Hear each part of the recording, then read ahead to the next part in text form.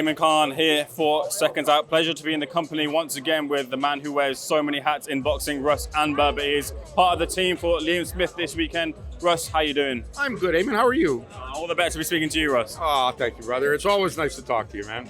When did you land? Sunday. Okay. Sunday. Got here Sunday, so nice acclimatization, get ready, and I'm excited to be back with Beefy. You know, it's been a while, and he's always been one of my favorite fighters to be in the corner with, so I'm glad we're back. Has the cue come out yet? Of course it has. That's why I got here Sunday. Of course, my real career.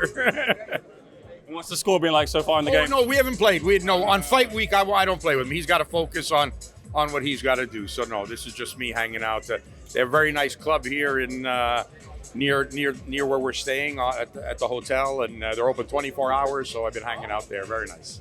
Fair enough. Well, let's get into the boxing talk. Liam Smith, look, some pundits and the discussion around Liam is maybe asking, like they did with Callum, how much has he got left? And Aaron being a hungry guy, they feel maybe it's the right time to come in and get a win over Liam. But of course, Liam has his own thoughts, and he's saying that he's got plenty left in the tank. What do you make of the challenge Aaron McKenna brings to the ring? I think it's the kind of challenge that Beefy needs. I think he's always fought, risen to the occasion on the big challenges.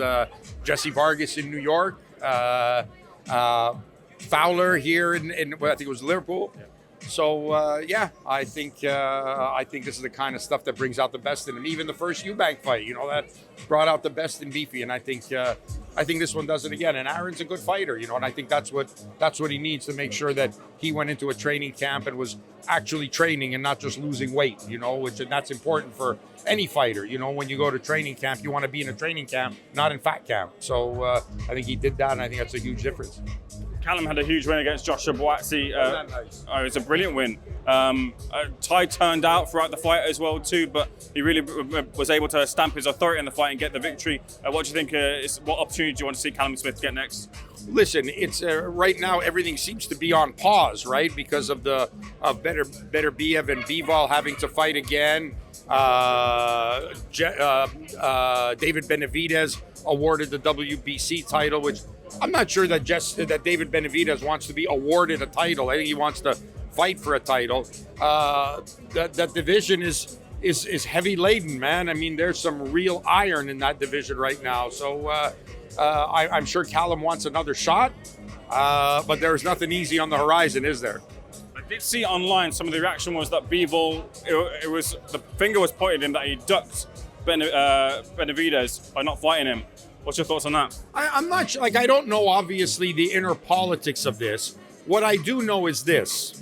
David Benavidez was a mandatory challenger for a couple of years easily to Canelo Alvarez. And Canelo Alvarez was never ordered to defend against David Benavidez. Christian Mbili now from Canada has been a couple of years now as the mandatory to Canelo and has not been ordered to defend against him. He hasn't made a mandatory defense since February of 2021, as far as I know. February 2021, he hasn't made a mandatory defense.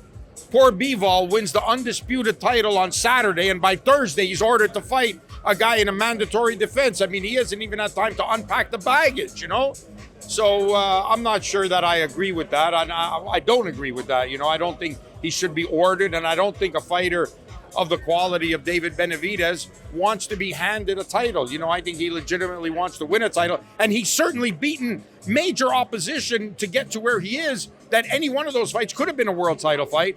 I think that has more merit than just being handed, an interim title for fun.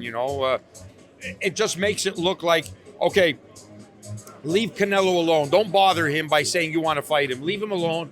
Go up to light heavyweight, and we'll make sure, we'll get you a title as quick as possible, or we'll gift you one of that. That's what it looks like.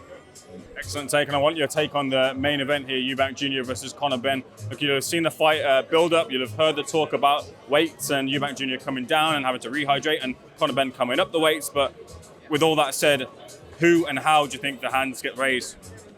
That's a good question. One thing I do like is the fact that this fight shows the importance of local boxing. We always talk about world championship fights, but at the end of the day, people love to see local fights, and I think this is a prime example. Now, for sure, these guys are, carrying their legacies of their fathers into this ring, and I don't know that that's ever happened before in boxing history, where the two fathers have fought and the two sons have fought each other, you know, and these guys are actually fighting in front of more people than their fathers fought in front of, you know, which is a little crazy in and of itself. But it goes to show how important local fights are, and that people want to see that and are willing to pay to see that. And I think all promoters should remember that about promoting fights, that you want to promote local guys. It's not only about the belts, it's about the people who are taking part in it. That said, I'd like to think that the experience, the overall power of Chris Eubank might just have the edge over Conor Benn. I think, though, that the smaller guy, although he's not that much smaller, could cause problems, as we saw with what Beefy did with Eubank. You know, by being able to be small and elusive and not get hit as much like you saw in the first fight, you know, could be problematic. So, but I think I'm just going to nudge a little bit ahead for Chris, just by a bit. Did you see Eubank Jr. making his status clear that he's not going to attend the fight? What impact do you think that will have on Jr. heading into this grudge match? I'm not sure it has an impact on him. It's just sad that he's not going to be part of that. You know, it's sad that there's a problem with the family makeup. You know, it's your son. You know, it's your son. He carries your name. You know, like, but I can understand how his father conducted himself and how articulate his father was, and how he might disagree with some of the antics that Chris does. And Senior seems to have some very stern principles about how he wants people to conduct themselves, and he's standing by that. So we can't say he's a hypocrite about it, but it's just sad to see it's your son who's fighting. You're an old school guy. I wonder if you feel the same way. Not maybe that it was as forthright to say it was a disgrace, but in this day and age, you need to sell a fight in any sort of way, and Eubank Jr. chose to hit Conor Benn with an egg. Was it something you wouldn't see back in the day, something you don't want to see now? I don't want to see that, and I'm sick and tired of people saying, that's what sells the fight, that's what's up. We're taking on a pro wrestling mentality, you know what I mean? Throwing chairs, doing this. I don't know if boxing should survive or boxing should go on to sell tickets if that's what we have to do. If that's what we have to resort to, you know, this crazy antics. That's not what I want to be involved in. I respect the sport too much, and I know the real dangers when the fighters get in the ring. So all this slapstick comedy and bullshit that you're doing outside the ring, people sold fights before that without doing this kind of stuff, without attacking people. Now it's become a point where, oh, I'm trying to sell the fight. The only thing they got in their mind about selling the fight is how much profanity they can use, how much crazy, degrading stuff they can say, you know, personal, humiliating stuff that they can say, that's selling the fight.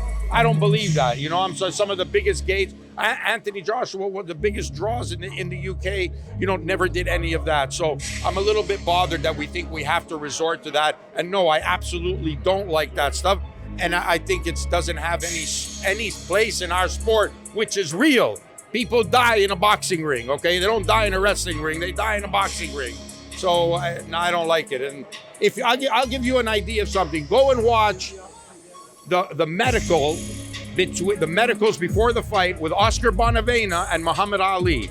They sat next to each other the way you and I are standing, jawing at each other with no security around them or anything, and making jokes with each other, you know, just laughing, talking to each other, trying to insult each other. Not one bit of profanity, and they were sat next to each other, you know, shit talking, if you will, but they weren't shit talking, you know. And that's what class to me and being a fighter is all about, because in there it's serious. Very finally, it seems like we're only an announcement away from Oleksandr Usyk going in for the undisputed titles the second time round against Daniel Dubois. Have you seen anything different from Daniel Dubois to say that he can turn a defeat into a victory? Look, I think Daniel Dubois has emerged now, and I'll give Usyk credit for this, because Usyk is the guy, go and watch the fight, who gave him that speech after the fight to say, this is boxing, you're going to come back, you're a good fighter. And he did. And his confidence is super high now. So, you know, he absolutely Usyk has to treat him with the reverence he deserves, because he's now got a belt, he's confident, he has a huge win over Anthony. You know, I think he's going to be dangerous. Whether he can turn it into a win, you know, Usyk finds ways. Usyk finds ways, and it's not going to be an easy fight. Just the same way that even though Usyk, I think, dominated the first fight. He had to work hard to dominate. So it's not going to be easy either way. It's going to be a very, very tough fight. That's looking forward to it. Looking forward to this week's action as well too. Thank you once again for speaking to Seconds Out. Your other commitments more so than myself, so I'll let you go to it. Thank you again. My pleasure, brother. Thank you.